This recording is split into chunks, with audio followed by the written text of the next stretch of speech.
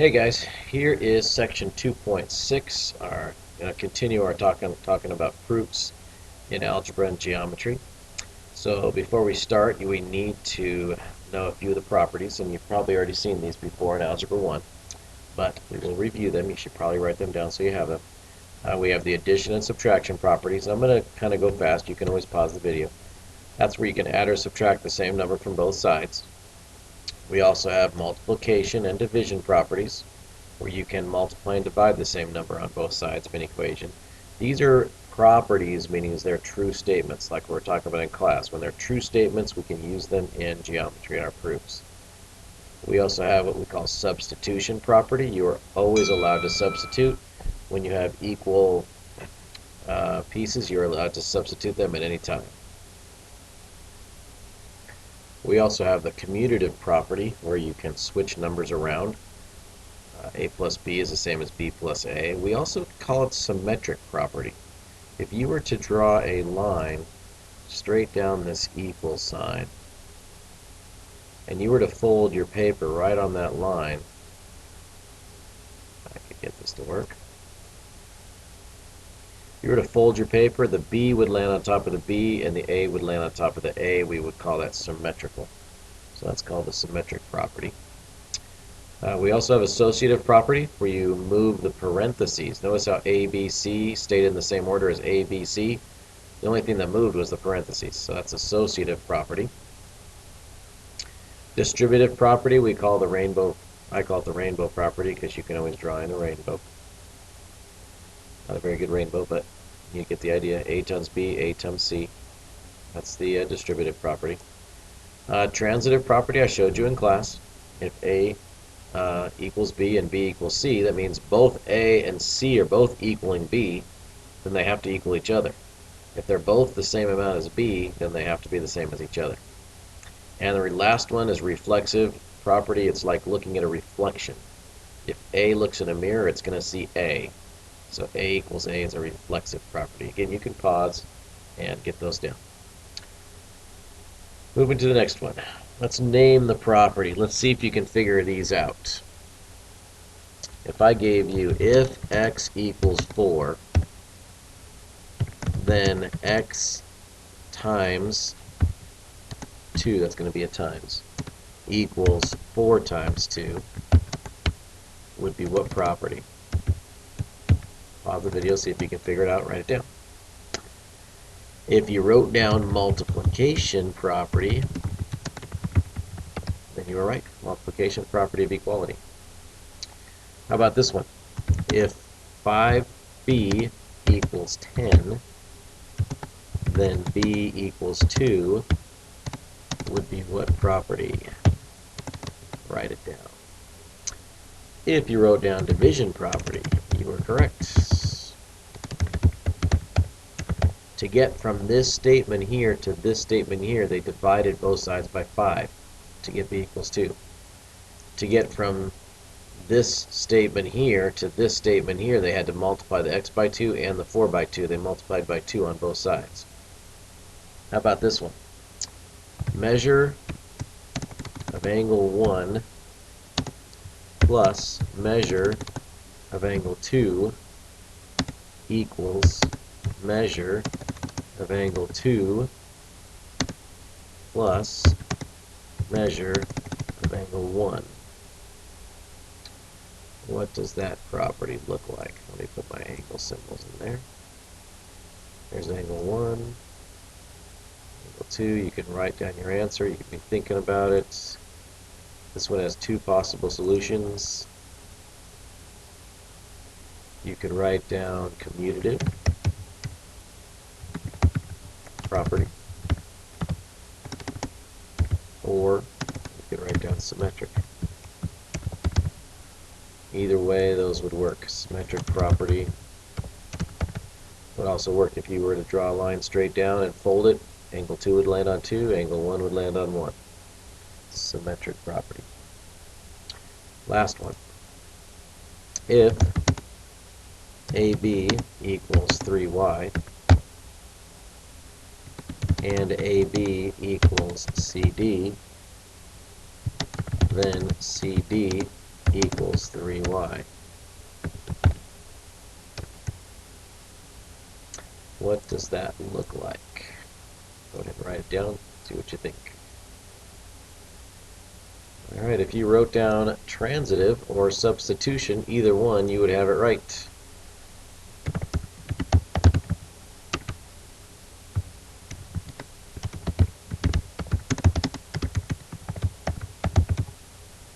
Either one of those would work, because 3y is equaling AB, CD is also equaling AB. If they're both equaling AB, they equal each other. That's the transitive property. Or you could simply take out the 3y and put in a CD in its place. Or you could take out the AB and put a CD in its place, and you would get the same thing. So that would be transitive or substitution. Either one would work. All right, let me show you a proof that you would see in algebra, and how algebra proof will tie into our geometry proofs. So let me show you what that looks like. Put this up a little bit. All right, so given statement is if 5x equals 9 plus 2x. That's our given statement. That's actually not if. Let's just do the equation itself. Let's just put that the statement is, our number one statement is that 5x equals 9 plus 2x, and our reason number one for that is given. That's what they gave us. Number two statement would be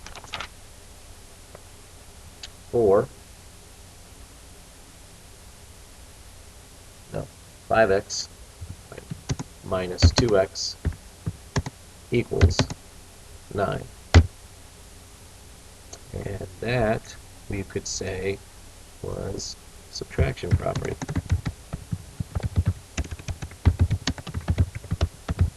We're basically just solving a two-step problem, or a two or three-step problem, but just showing you the reasons over here why they match up, why the logical order works.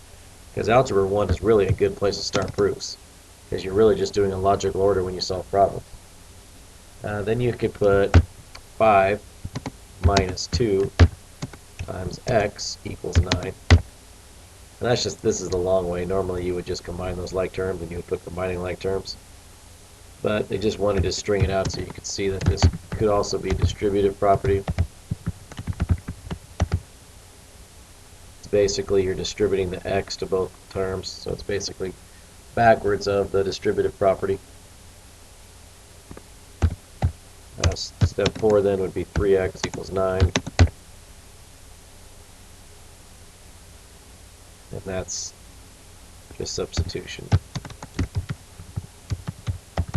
You're taking out the 5 plus minus 2 and you're substituting in a 3 for that, because 5 minus 2 equals 3. And then the last step, 5, would be that x equals 3. And the reason for that was division property.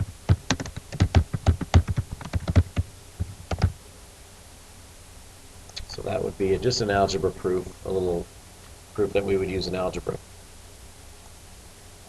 Now in geometry, we would use shapes and we would use segments. Here is a picture of some lungs, and the doctor was doing some measurements of their lungs using these segments.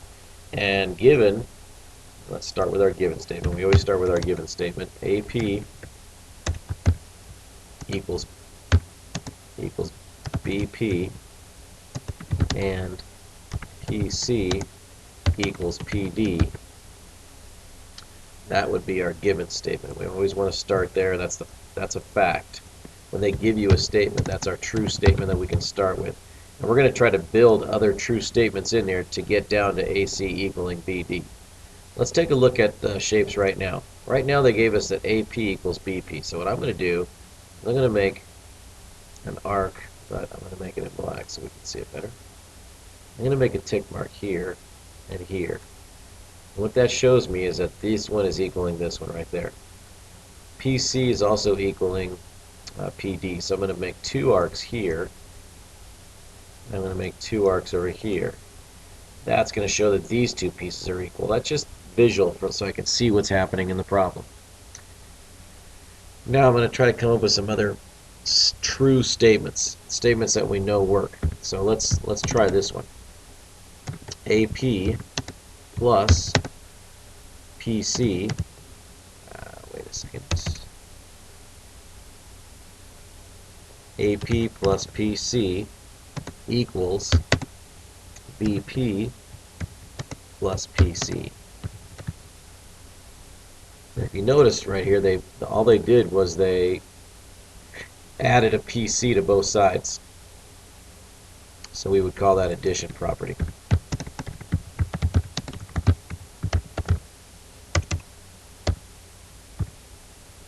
Oops. We would call that just addition property. That's our step 2. You're trying to get AC and BD involved here, and we haven't done that yet, but we're going to try to get AC and BD involved.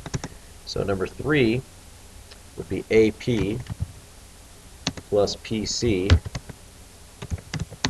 equals AC. Now that is one whole segment. AP and PC adds up to the whole segment. We could also say the other segment, BP plus PD. So BP plus PD is going to equal that whole segment of BD. And all that is called segment addition. That's where you're adding 2 pieces of a segment and you get the whole segment. That's just a common sense theorem. You can always add segments together to get the whole segment. And now you can just put that AC equals BD.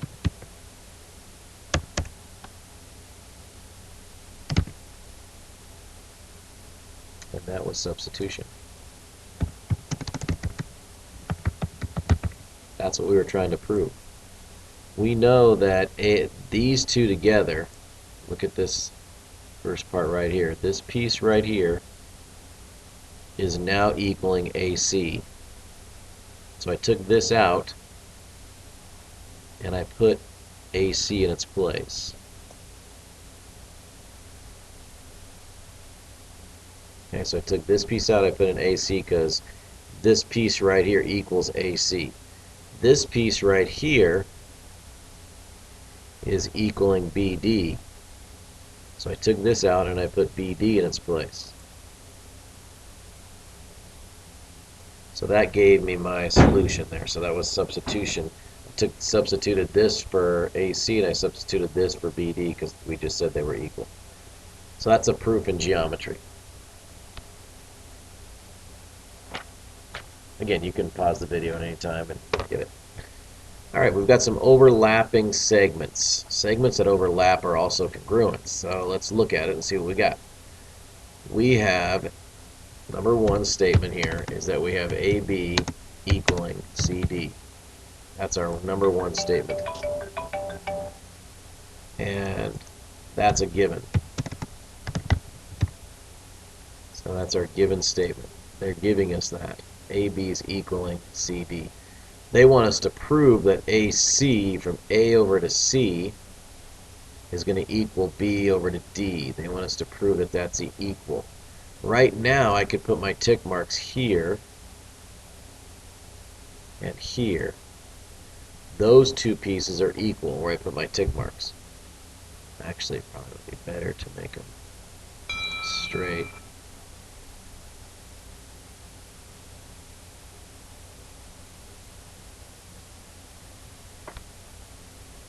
Okay, so there's your 2 tick marks. And then we want to use our addition postulates again and see if we can get these to equal. So 2 would be something like AB plus BC is going to equal BC plus CD.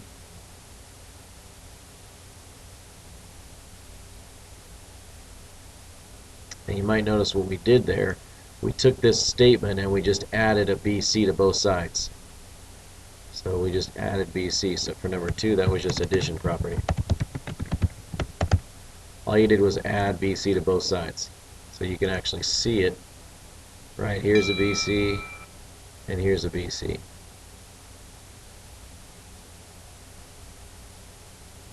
All right, step 3, we are going to do our segment addition again. So we're going to do AB plus BC equaling AC. That's our first one. AB plus BC is going to equal from A to C. That's our first segment there. We can also say that BC here, this bigger piece, BC plus CD is going to equal BD. And that we can say is segment addition. We are allowed to add segments and get the whole piece. So this BC plus this CD right here is going to equal from B over to D. So we're allowed to add segments anytime we want to. And then the last part, again, we can just use our substitution. AC has to equal BD. And that, again, is substitution.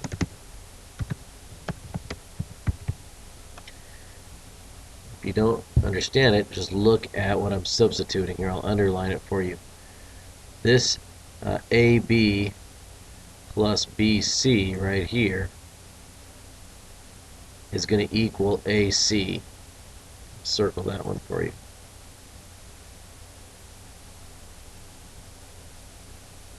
Okay, so this piece equals AC. So I'm going to take out this piece. Sorry.